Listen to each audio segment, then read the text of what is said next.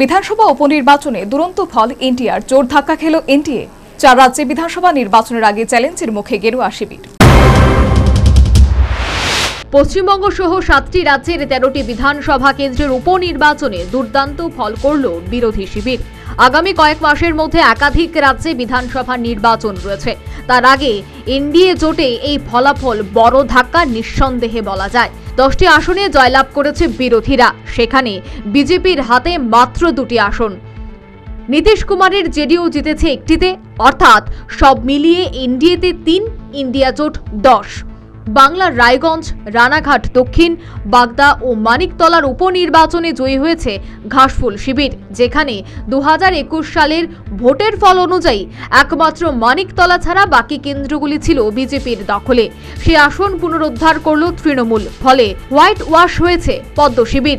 এদিকে পাঞ্জাবের পশ্চিম জালন্ধর কেন্দ্রে জয়ী হয়েছে আপ প্রার্থী। নিকটতম প্রতিদ্বন্দ্বী বিজেপি প্রার্থী শীতল আঙ্গুরালকে 37,000-এরও বেশি ভোটে পরাজিত করেছে তিনি।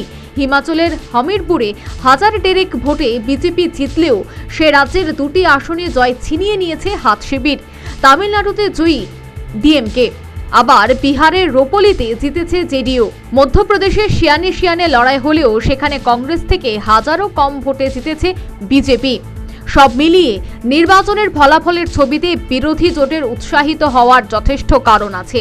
2024 সালে লোকসভা নির্বাচনে আপকি বার 400 পারের স্লোগান তুললেও এনডিএ কার্যত ধাক্কা খেয়েছে।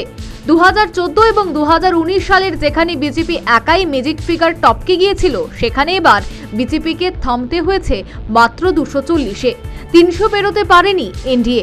অন্যদিকে কংগ্রেস সহ ইন্ডিয়া জোট পেয়েছে 234টি আসন। ফলে গত দুবারের তুলনায় পদ্ম শিবিরকে অনেক বেশি ধাক্কা খেতে হয়েছে।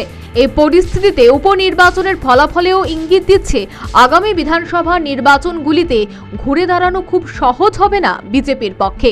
বিধিন সরকারের রিপোর্ট, নিউজ ভ্যানগার্ড।